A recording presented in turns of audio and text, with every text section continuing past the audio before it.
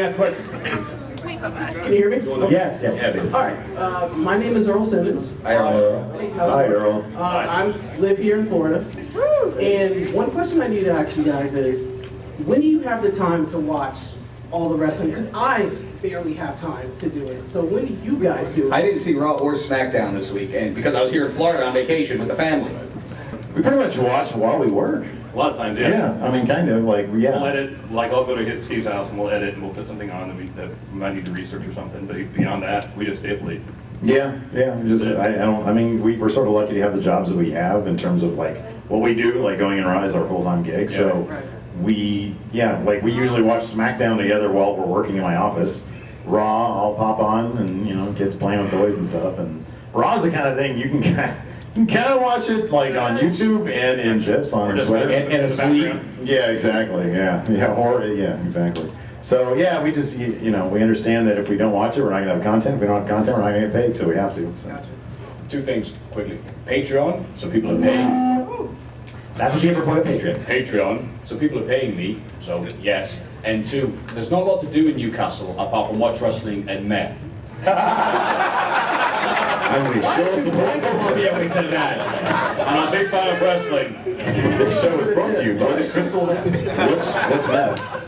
Like Brian and Matthew, I'm very lucky. It's my job, so I get paid to do it. So that's it. I just have designated times to watch Raw and SmackDown. That's it. Sorry. Need a job. My drive has been always to be like these guys up here: Zane, Grim, Stephen Larson, Adam. You know, he went in the back to poop with their little toilet. Oh, he's back. This guy's cutting me off. Cookies! Everyone wants some British cookies? Yeah, we do. That's my cheap call. I work 9 to 6 every week, 4 days a week. I actually took a reduced schedule. And everybody that listens to me knows that what goes into the Raw reviews, the SmackDown reviews, and especially off the script every Friday, Saturday, Sunday. It takes a lot of my time. And you're not going to find anybody as passionate as me about this product, about the wrestling business. I just love it, man. It breathes life into me. But if I didn't have wrestling, I wouldn't be here right now. And I thank Zane for bringing me up here and inviting me to Internet Darlings. And all I can say is thank you for all the support you guys have given me. And I'm going to get better at it each and every week. Believe me. I'd have to say after you. I'll just make mine real simple. If you'll find a way to watch it. If you really do and you really want to review it, you'll find a way. Or you'll get fired from your job like me and have to sink or swim. And that's all I'll say. If you love it, you'll make time, Joe. That's what you will make time. That's what we do. Thank you guys. Thank you, Earl. Thank you. What's going on, guys? Hello. I'm Sam Norton. Wait. Hi, Sam. I beat him at the No Mercy tournament at McFest 2 years ago, and he just reminded me of that. How you doing, bud? From Richmond, Virginia. And just, what's you guys' best and worst experience at a WWE show? Ooh. I think for a second. No, I mean, honestly, off the top of my head, I mean, it's hard. I mean, a bad WWE experience to me, I haven't really had it because I mean, like the show. The show might suck, WrestleMania 32, but my time like in the venue with the fans, it's never really been negative. I feel like it's kind of like this environment. You're among your peers. You're among your fellow fans. Obviously, I make jokes about the wrestlers sometimes, and I don't know if they know about me or don't know about me or what. I try to stay under the radar. I don't want them to know nothing. But Mark Henry happened to be standing outside of a show, and I walked up and I said, "Hey, how you doing, Mark Henry?" And he looked at me like he wanted me dead and turned around. Oh, God. I don't think we've had any bad experiences at a WWE show. No, we've had one bad experience at a show years ago. An indie show, an XPW show like 20 years ago where we saw... Really? You were at an XPW show? Yeah. It was one where Supreme got lit on fire. He got put through the table. We almost saw a guy die. That was fucking horrible. That was terrible. There's two things that happened in that show. There's that, and also they were dueling with fluorescent tubes, and the tubes collided, and there was a shard about that big that flew towards the audience.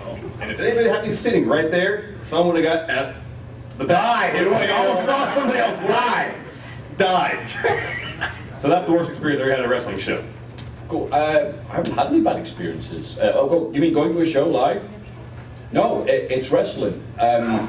Even watching the bad ones like WrestleMania 32, I'm busy with friends, or I'm drunk, or I've got lovely takeaway food, so I consider it like pizza. Even when it's bad, it's still good. So I'd love to tell you, yeah, you know, Mark Henry saw me and he punched it. Nah, it's all good. Sorry. The ending of WrestleMania 32, I was bored and tired.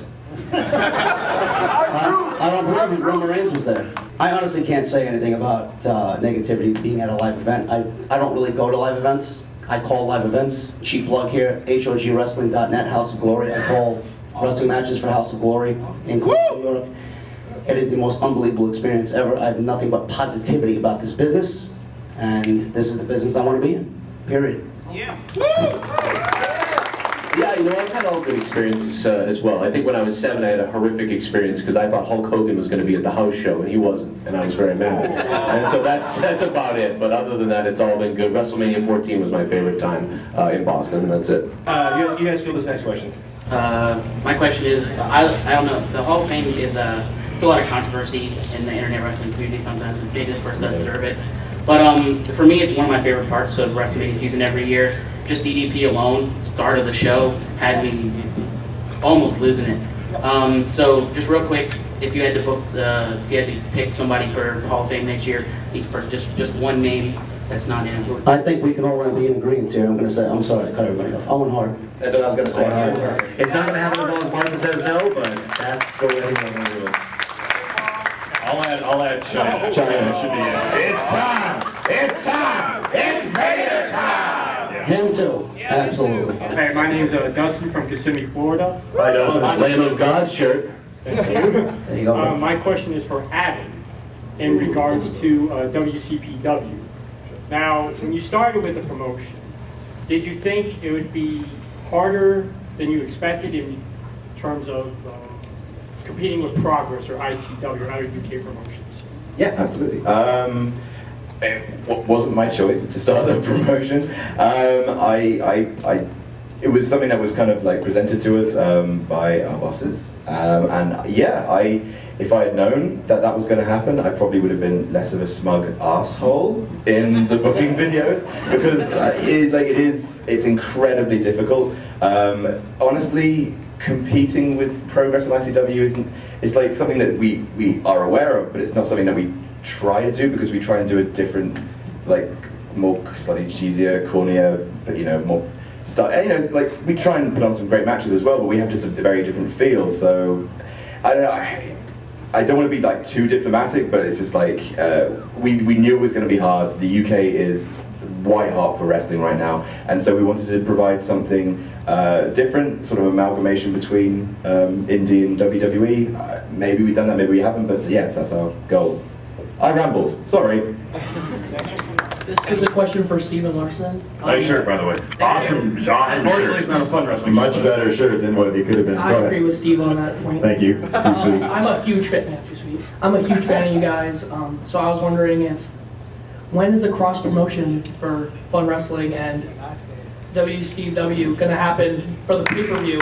Well, number one, I got a surprise for you. The dead commissioner Ulysses is sitting right there. That's the dead commissioner Ulysses, A. And B, we have plans, I think, to culminate before 2K18. Yes. Yeah. That's sort of our goal, is to have one big thing that has everybody involved. We have the general storyline for the main event mapped out, and it's going to be good. Yeah, it'll be one big thing. Yes.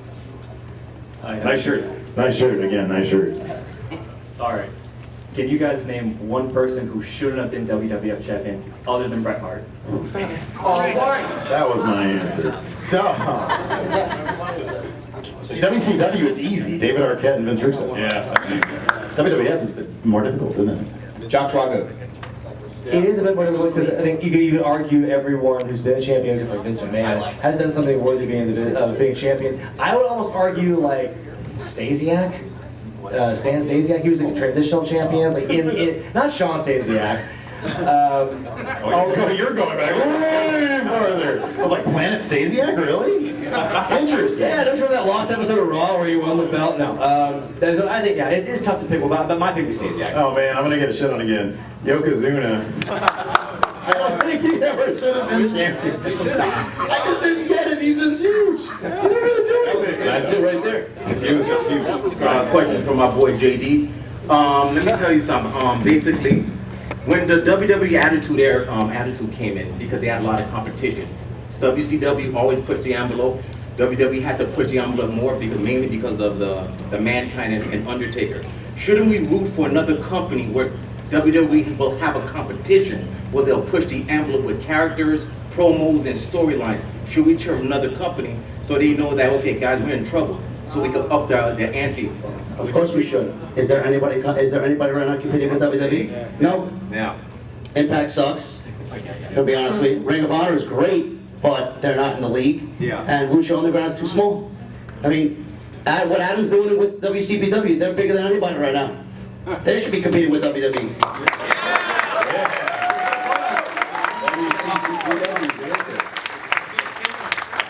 My name's Robert from Puerto Rico. Hi, Robert. On behalf of everybody here, thank you so much for making our afternoon. Thank you. Even if I disagree with what some of you might say about Bret Hart and about those things JD says about the women. Bro, it's all about wrestling, that's why we're here. That's true, exactly. So thank you guys so much for that. But my question would be, it's a bit of a challenge, as many of you as you can, because I know it has to be quick, but in your best Simon Miller voice, please tell us Simon Miller.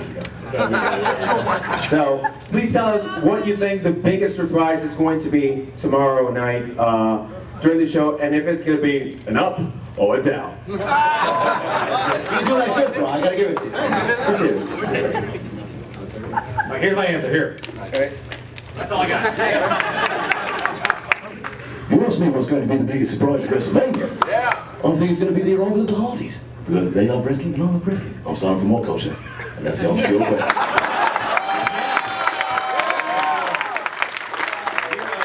Okay, this is going to be a little controversial also. No disrespect to Booker T and Mark Henry, but do you think that WWE will ever have a real black champion besides The Rock, who several people don't know is black? Big E. They better dance outside that. I wouldn't be surprised if the next 5 years someone from the New Day becomes champion. I think they're the most over thing happening in the company right now. Which one though, Brian? If I had to pick, I'd probably say Big E. Xavier Woods is a close second for my pick. I think Kofi at this point, I mean, maybe as a gimme, they might give it to him, but I don't know. It's really tough. I think the last person besides the New Day who had a really good chance of getting in that position was Apollo Crews, and they pissed his potential away. They might be rebuilding. Who knows? But I think someday we will get it. I don't think it's an issue of if. I think it's an issue of when. About 5 years' time, Keith Lee. You know who that is? Yes, I met him last week. It's amazing. I met him last week at a show. He looks bigger somehow on television than he did in person, and he's a big dude. So you see him on TV, and he's a massive man. He is Big E, like if he drank all the ooze. That's my way of describing Keith Lee. He is just a big dude. How you guys doing? I'm Joe. I flew all the way in from New Jersey. And Hi, Joe. Hi, Joe. I've waited actually a year and a half to actually talk to Adam directly. Good.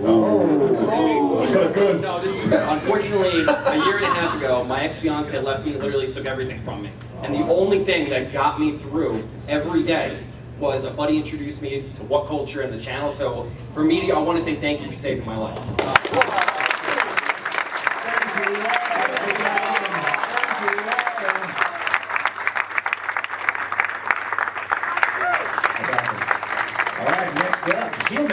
Hi, my name's Sean. I'm from Woolwich, New Jersey. I'm also the guy on the WWE YouTube holding the Daily Show with Seth Rollins sign.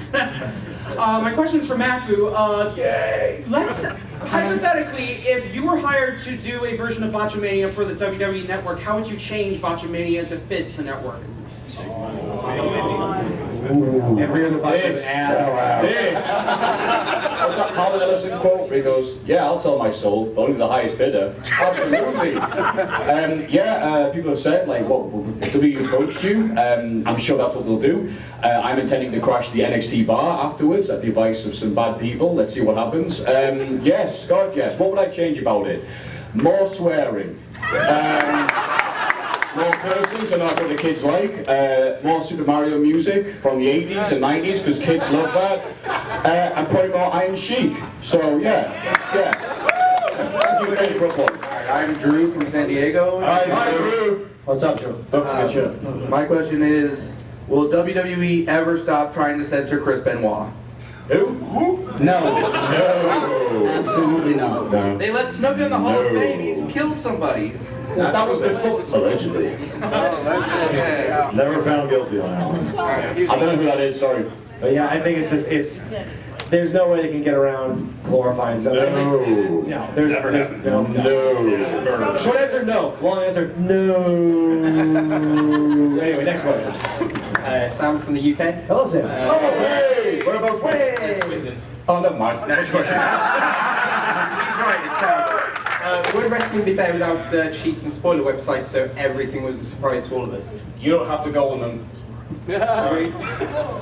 I'm gonna say, I actually don't mind it because it just creates speculation and conversation between anybody, and that's the best thing about this business. Which means that's the best answer. That's my answer as well. Yeah. Fantastic. Hey, Tommy, wrapping this up. World Heavyweight MTV's main Comedy Central's champion of the world, Tommy NC 2010, dropping the microphone here tonight. Please don't drop it. I won't drop The it. microphones are expensive on my tab. This is more than a question, it's more like a gift giving. I just want to say to Grimm's Toy Show, which I'm going to break you, and to Joe Cronin, just Tommy, what's going on? Tommy, you gonna kill me? What is this? Are we gonna blow up? It's a bottle. Here, Adam, open this. Oh, figures! Thank you, man. Playing right back. Brother! There you go. Oh, wow, Tommy. Thank you very much. And meanwhile, look at this. What's that, bro? It's a shirt of some. There it is. It's a shirt of Tommy's face. Wow, Tommy. That's Thank you so much.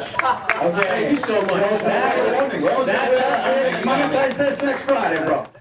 Well, folks, that's how the Internet Darlings Live wrapped up in Orlando on WrestleMania weekend, capping off what was honestly the most hectic 9 months of my life in preparation for this show. But I think it was worth it. It was a really fun couple of hours with a totally awesome crowd and brilliant input by a bunch of really cool guys on stage with me. A lot of people over those 9 months doubted whether or not a show like this, a concept like this, would draw. But those doubts were firmly put to rest on that Saturday afternoon, and I am eternally grateful to the awesome, amazing fans who were there and supported us. I want to thank all the fellow YouTubers who contributed to this show, both live on stage and in pre-recorded format. I want to thank my friend Jay Biggs for helping me out. I want to thank David Penzer for doing the live introductions at the top of the show. And I want to thank the Hannibal TV YouTube channel for recording a lot of the action. Check those guys out too. People have already asked me if we'll be doing another Internet Darling show next year in New Orleans for WrestleMania 34. I don't even want to think about that, to be honest, right now, but I will say this, never say never. But until then, if you want to see more clips from this year's show, go to the links in the description below. I'm Brian Zane. I'll see you next time, and thank you.